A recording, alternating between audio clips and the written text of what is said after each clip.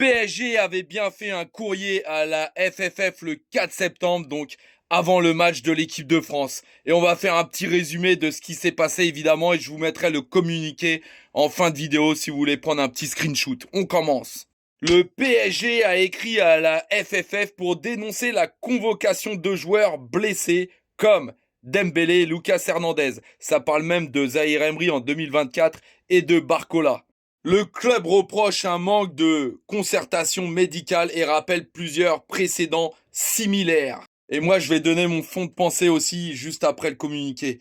Il demande un protocole clair pour protéger la santé des joueurs, éviter de futures polémiques. Alors c'est sûr, d'un côté, on n'entend que Didier Deschamps et je comprends l'énervement des supporters. C'est clair, il est le premier responsable également. C'est lui qui doit prendre ses décisions. C'est lui le coach. Mais il y a le staff médical également qui doit justement donner les informations. Et justement, c'est ce qui a stipulé juste ici. Mais beaucoup oublient le joueur, car oui, le joueur c'est un compétiteur, il a envie de jouer, c'est normal, mais à un moment donné, tu dois avoir cette maturité de savoir dire non surtout. Voilà. Si tu sens qu'il y a une gêne, si tu aimes le Paris Saint-Germain, si tu as envie d'aller loin, surtout que là, la France, voilà, il n'y avait pas forcément besoin de faire rentrer Ousmane, tu dois savoir dire non, et ça c'est très très important. Donc on va me dire que c'est facile à dire, oui, après on peut le pénaliser de jouer en équipe de France, mais arrêtons. C'est un potentiel ballon d'or. Vous croyez qu'il va faire quoi dans ces cas-là, Didier Deschamps? Il va le pénaliser parce qu'il refuse quoi? De jouer? Parce qu'il a une gêne? Médiatiquement, ça ferait trop de bruit.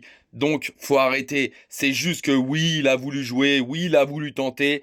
Mais voilà, à l'heure d'aujourd'hui, c'est combien de temps? 6 semaines. Voilà. 6 semaines. Alors, on espère tous qu'il reviendra plus tôt, mais pour l'instant, voilà. Il va louper l'Atalanta. Il va louper le Classico contre Marseille, même si on les a déjà battus à 10. On n'a pas forcément besoin de lui. Ça, c'est clair.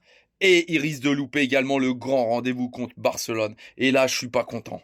Et pour finir, j'ai un petit doute également sur Didier Deschamps, hein, anciennement Marseillais. Est-ce qu'il doit pas kiffer à l'intérieur de lui?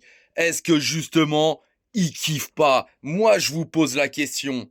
Voilà. Et avec incroyable Parisien, la vérité, c'est le terrain.